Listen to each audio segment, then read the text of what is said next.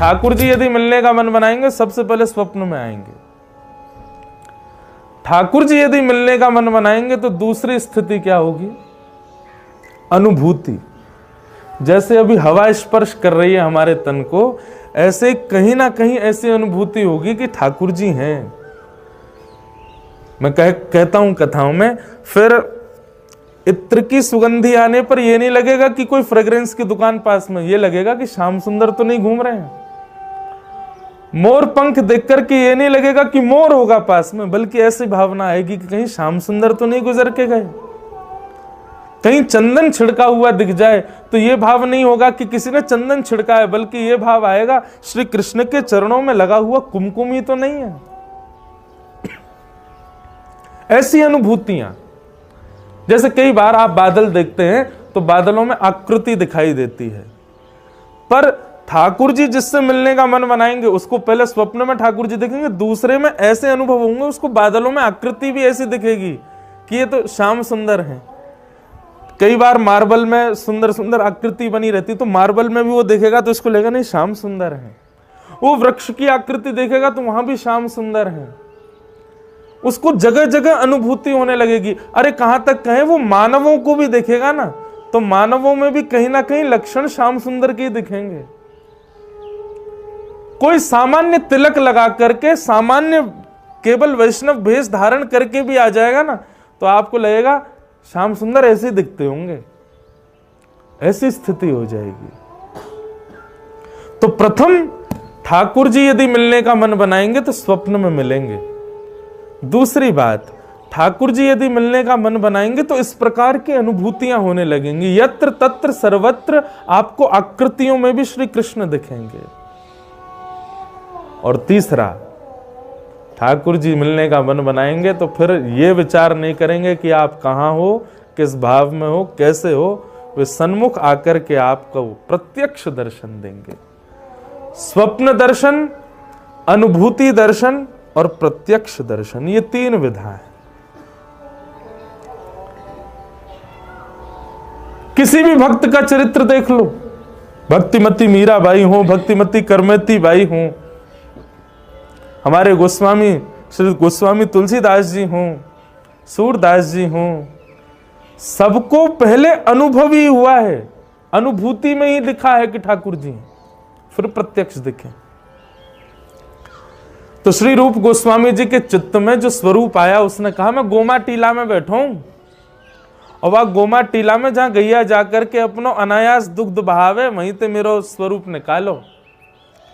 रूप गोस्वामी दौड़ करके गए, गोमा टीला के ऊपर जाकर के देखा, तभी एक वेद लक्षणा गौ माता आई और गौ माता एक शिखर के ऊपर जाके खड़ी हुई और अनायास ही बिना किसी के हाथ लगाए ही उसके थनों से दुग्ध प्रवाह होने लगा। रूप गोस्वामी जी ने जाकर के प्रणाम किया, पुष्प अर्पित किए, प्रणाम वंदन करके जैसे ही वहां के उस भाव को, जो मिट्टी आदि थी उसको थोड़ा विलग किया, तभी प्रकट भय हमारे श्री गोविंद देव प्रभु, श्री राधा गोविंद देव प्रभु की। सब सुख सागर रूप जागर, रहे वृंदावन धाम। सब सुख सागर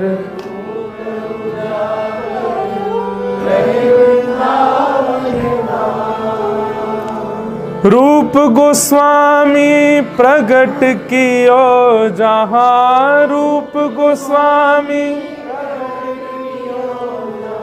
रूप गोस्वामी प्रगट कियो जहां, रूप गोस्वामी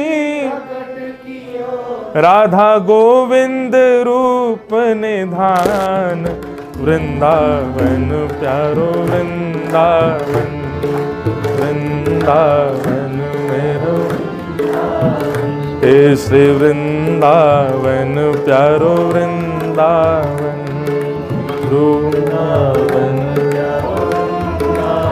रूप गोस्वामी प्रगट कियो जहां, रूप गोस्वामी, श्री रूप गोस्वामी प्रगट कियो जहां, राधा गोविंद रूप निधान। वृंदावन प्यारो वृंदावन, वृंदावन हे श्री वृंदावन मेरो वृंदावन।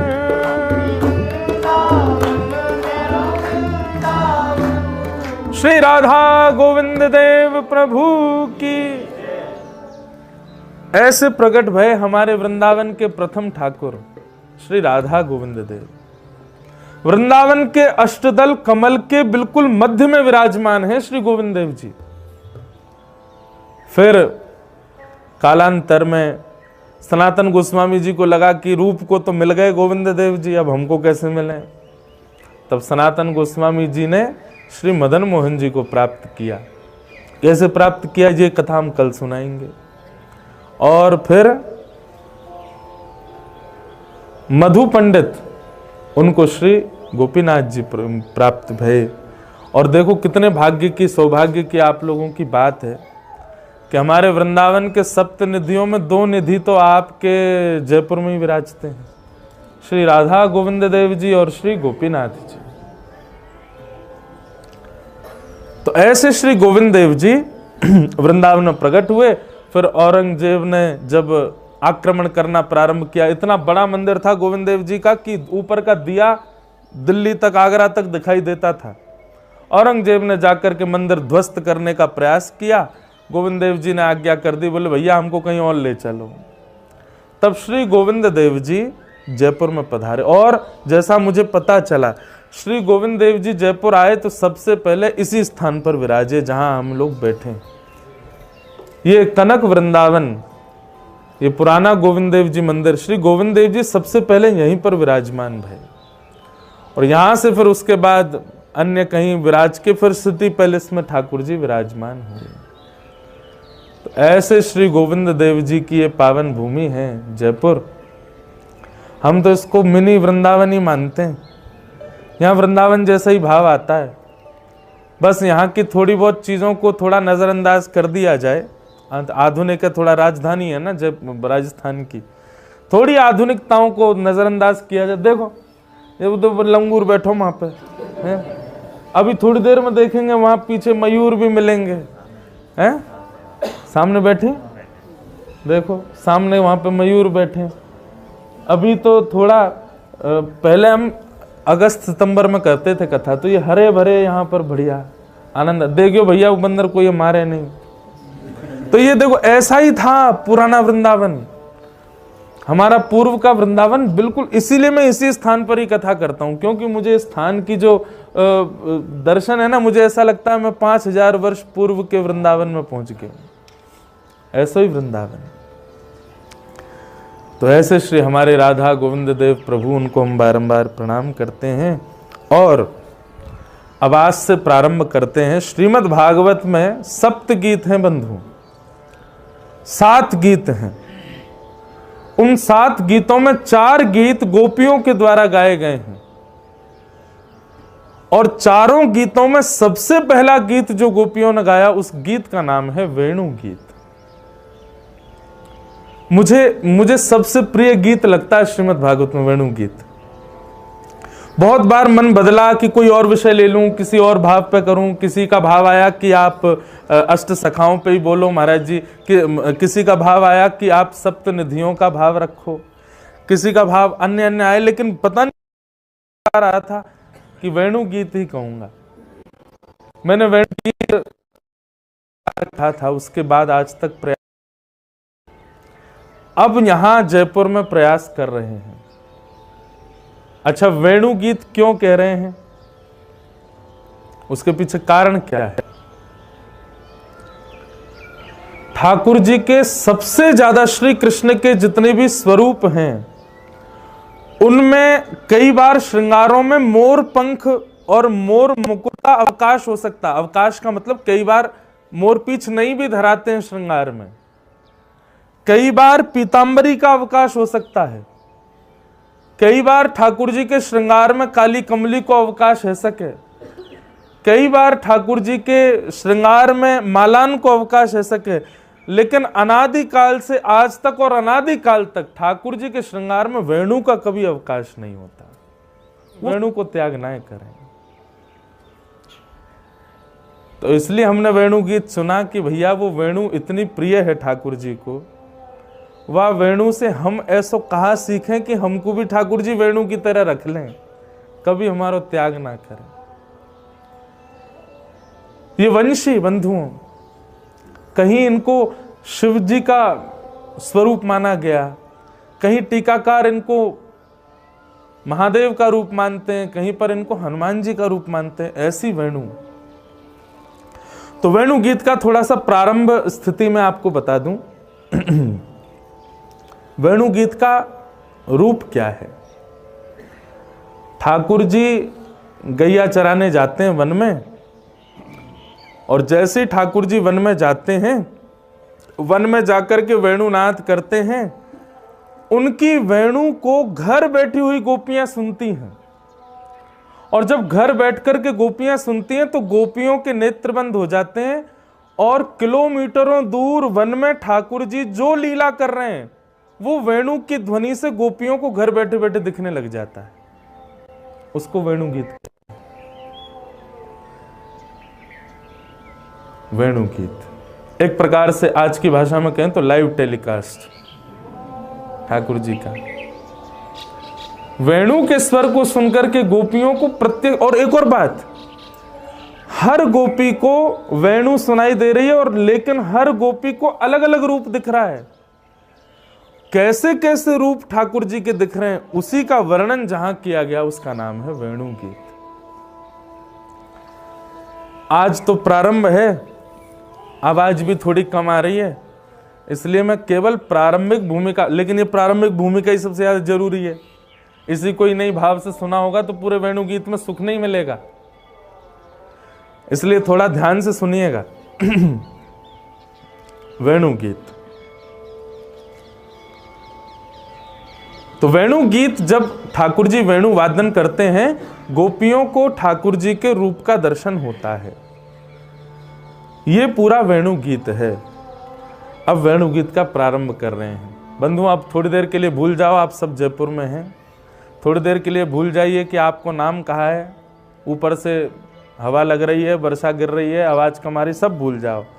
बस एक चीज का ध्यान रखिएगा, वेणु गीत में जब ठाकुर जी की रूप माधुरी का वर्णन हो, उस समय नेत्र बंद रखिएगा और कर्ण रंध्र से उस स्वरूप का चिंतन अपने चित्त में चित्रण बनाइएगा, और चित्रण बना के यथावत जैसे गोपियों को दर्शन हो रहा है वैसा दर्शन कीजिएगा। हम प्रमाणित करके कह रहे हैं कि इन 3 दिवस के इस वेणु गीत के सत्र में ठाकुर जी के प्रत्यक्ष दर्शन का कुछ अंश तो हमको प्राप्त होगा ही होगा, निश्चित होगा। गोपी गीत सब गाते हैं, पर उस गोपी गीत की भूमिका वेणु गीत से प्रारंभ होती है। तो आओ ऐसे इस वेणु गीत में हम लोग प्रवेश करते हैं। वेणु गीत के प्रारंभ से पहले ठाकुर जी का एक रूप दिखाया गया है। वो रूप कैसा है, दर्शन करो। बरहा पीडम नटवर वपु कर्णयो कर्णकारम विभ्रदवासः कनक कपिसं वैजयन्तीं च मालां रन्ध्रान् वेणोमधर सुधया पूरयन् गोपवृन्दैः वृन्दारण्यं स्वपदरमणम् प्राविशद गीत कीर्ति। अच्छा, एक बात, यदि वेणु गीत नहीं होता तो श्रीमद् भागवत के वक्ता श्री सुखदेव जी हमको कभी प्राप्त नहीं होते। श्री सुख परंपरा से अभिषिंचित स्थान आपके जयपुर में विराजमान है। सरस कुंज, सरस निकुंज। कभी कभी जो लोग कथा सुनते हैं उन लोगों ने कभी पद सुने होंगे, सरस माधुरी जी के पद गाता हूं मैं कथा में। वो सरस माधुरी जी जो जिनके पद हम गाते हैं उनका स्थान यही है, गोविंद देव जी मंदिर के पास में। जरूर जा बंधुओं, ये रसिक जनों के स्थान ढूंढते रहा करो। वृंदावन भी जाते हो तो केवल राधा वल्लभ, राधा रमण और बिहारी जी दर्शन करके संतुष्ट मत हो जाया करो, खोजा करो कहाँ हैं वैष्णव जन, कहाँ विराजते हैं। उनके स्थानों पे जाओ, जाकर के थोड़ी देर वहां बैठो, वहां की रज इकट्ठी करो, उसको नित्य माथे से लगाओ। वहां विराजमान महाराज जी, वहां विराजमान पूर्वाचार्यों के ग्रंथ पढ़ो। ये सब आपको करना है, इसी से ही भक्ति में वर्धन होगा। तो अभी तो 3 दिन में नहीं, 3 दिन कथा सुन लो, उसके बाद कभी अवकाश हो सरस निकुंज जाइएगा, वहां जाके ठाकुर जी का दर्शन करिएगा। और कई सरस निकुंज के भी यहाँ पर वैष्णव श्रोता बैठे हैं, तो वहां जरूर जाया कीजिए। सरस माधुरी जी के ऐसे मधुर मधुर पद हैं, हम गाएंगे कथा में। तो वेणु गीत नहीं होता तो श्री सुखदेव जी की प्राप्ति नहीं होती हम लोगों को। क्यों? सुखदेव जी के साथ क्या हुआ? वो जन्म लेते ही यम प्रव्रजंतम अनुपेत मपेत कृत्यम द्वैपायनो विरह कातर आजुहाव पुत्रेति तन्मय तया तरवो भिनेदु तम सर्वभूत हृदय मुनिमान तोष्मि। जो जन्म लेते ही वन में चले गए थे,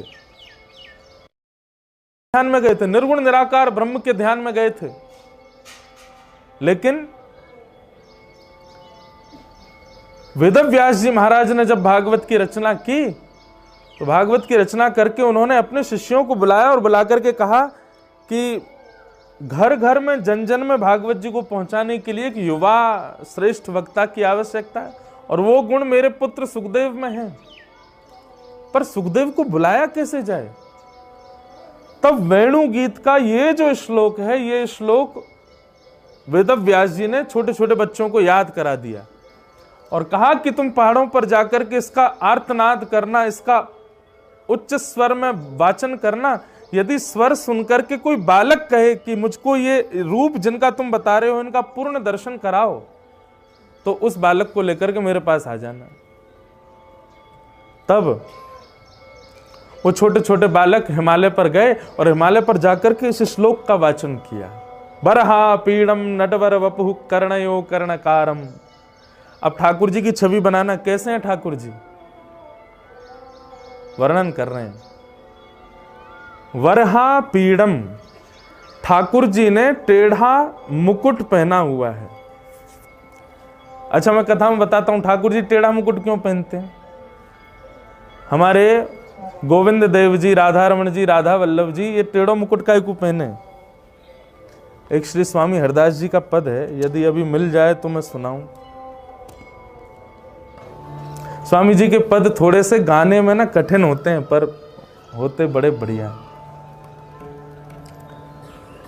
जहां जहां चरण परत हरिजू के, जहां जहां चरण परत प्यारी जू, जहां जहां चरण परत प्यारी जू के, जहां जहां परत प्यारी जू के, ताहा ताहा मन मेरो करत है छाँव रे, ताहा ताहा मन मेरो करत है, हे ताहा ताहा मन मेरो करत है छाँव रे, ताहा ताहा मन।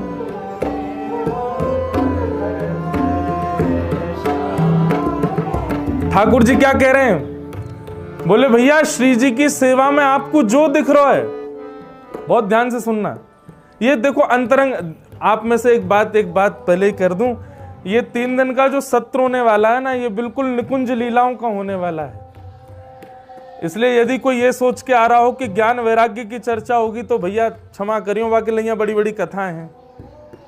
यहां पे आके ज्ञान वैराग्य ना बोलूंगा मैं, यहां तो निकुंज की लीला ही चलेगी। ये कुंज निकुंज है भैया, यहां तो श्यामा श्याम की अंतरंग लीला ही चलेंगी।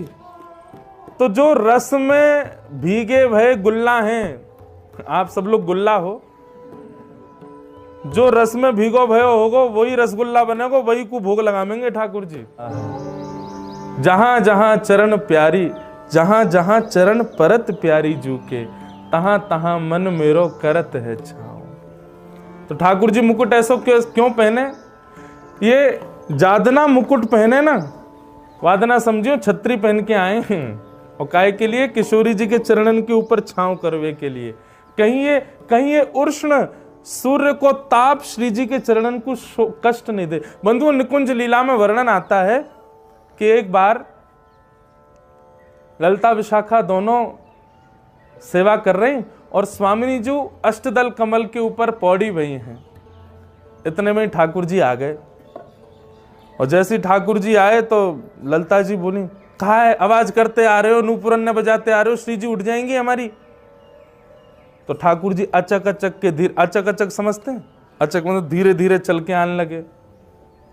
आके ललिता जी से बोले, मोए भी सेवा करन दो श्री जी की। ललिता जी बोली, बात मत करो, चुपचाप खड़े रहो यहाँ पे। ठाकुर जी बोले, मैं सेवा ही तो मांग रहा हूं, रोक काहे को रही हो मुंह को? बोले, आप देखो श्री जी के चरण देखो लाल पड़ गए ना। बोले, हाँ। आप बोल रहे हो, आपके मुख की उष्णता, आपके मुख से निकलने वाली गर्मी से देखो श्री जी के चरण लाल पड़ गए।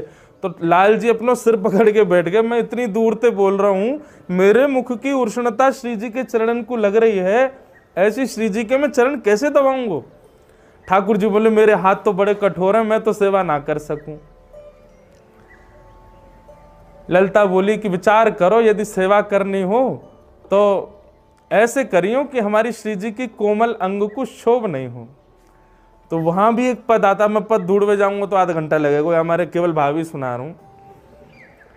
ठाकुर जी उस पद में वर्णन आता है कि ठाकुर जी कैसे चरण दबा रहे हैं।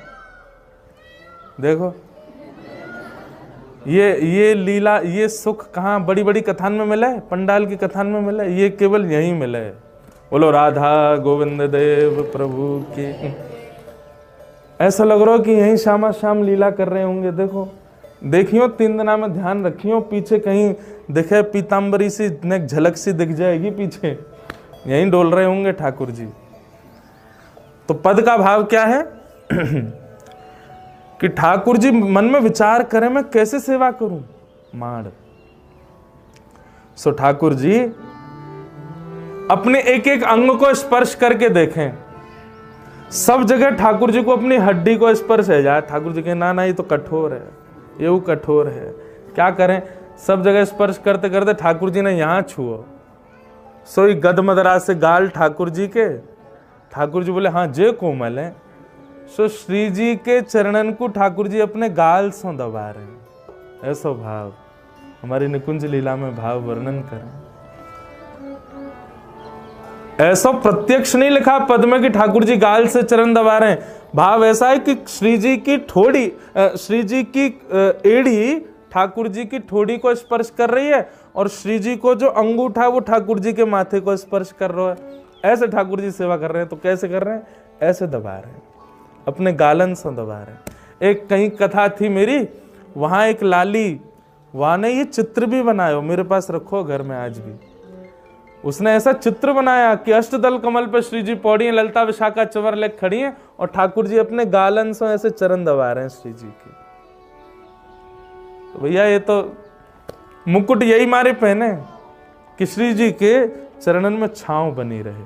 तो बरहा पीड़म नटवर वपु, ठाकुर जी मोर मुकुट पहनते हैं, टेढ़ा पहनते हैं। क्यों? इसलिए पहनते हैं टेढ़ा और आगे झुका हुआ पहनते हैं, ताकि सूर्य की किरणों को उसमें समेट लें, श्री जी के चरणन में क्षोभ नहीं हो। बरहा पीड़म नटवर वपु, ठाकुर जी का वपु कहते हैं शरीर को। ठाकुर जी का अंग कैसा है? तो कहते हैं नटवर। नटवर का मतलब क्या होता है? स्टेज परफॉर्मेंस करने वाले जो आकर्षण कर लेते हैं उनको कहते हैं नट। और ठाकुर जी कौन है? बोले नटवर। उन नटों को भी जो आकर्षित करे वो नटवर। नटवर वपु, ठाकुर जी का अंग कैसा है? बोले नटवर जैसा है। बरहा पीड़म नटवर वपु, छवि बनाना अपने चित्त में। कर्णयो कर्णकारम, यहां गोपियां कहती हैं ठाकुर जी के कान तो दो ही हैं, पर कुंडल ठाकुर जी ने एक ही पहनो। काय को पहनो है? पुष्प को कुंडल पहनो है। जैसे पुष्प तोड़ के ठाकुर जी ने अपने यहां कानन के ऊपर यहां लगा रखो है। इतने में श्रीदामा मधुमंगल बोले लाला अब या उंगली को पकड़ के मधुमंगल चले या उंगली को पकड़ के श्रीदामा चले। तो जा तरफ पुष्प है वो ही सखा इतरावे, मेरी तरफ पुष्प कर रखो है, मुंह ते ज्यादा प्रेम करे लाला। सो दूसरी तरफ श्रीदामा के लाला देगी मधुमंगल बहुत इतरा रहे हो तो या पुष्प को निकाल के यहां लगा, हमारी तरफ लगा। सो ठाकुर जी कर्ण योह कर्ण कारम, दो कान हैं पर कुंडल एक ही है पुष्प का, तो ठाकुर जी ऐसे निकालते हैं और दूसरे कान में धारण करते हैं। हमारे पूज्य नाना जी पंडित श्री कृष्णलाल शास्त्री जी वो तो इतना सुंदर वर्णन करते थे। वो कहते बोले लाल जी ऐसे पुष्प निकाल के यूं ना पहने तो रजनीकांत स्टाइल है। कैसे? यूं निकालें पुष्प और यूं उछाले आकाश में और यूं कान करें वो आके यहीं पे गिरे। कर्णयोः कर्णकार, आहा बरहा पीड़म नटवर वपु कर्णयोः कर्णकारम। और जा तरफ पुष्प गिरे ना कानन में आके, वह तरफ के सखा वह तरफ खड़े भाई बछड़ा बछिया वे इतने आनंदित है जाएं कि उनके नेत्रन से प्रेमाश्रु गिर जाए। कर्णयोः कर्णकारम, आहा विभ्रदवासः कनक कपिसम। ठाकुर जी पीतांबरी पहनते हैं, हमने जो पहनी है इसको कहते हैं श्वेतांबर। ये पीलो कर दो, तेसु के पुष्प रंग डाल के, तेसु के पुष्पन ने बढ़िया जल में भिगो के बाद से जब पीलो रंग है जाए वही मैं श्वेतांबर को डाल दो, यही पीलो है जाएगा। ऐसे ठाकुर जी पीतांबरी पहनते हैं।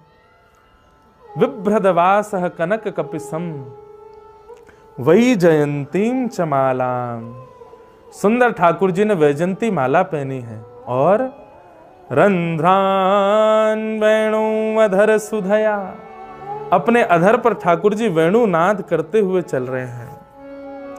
रंध्रान वेणु अधर सुधया पूरयन गोप वृंदई वृंदारण्यम स्वपद रमणम प्राविशत गीत कीर्ति।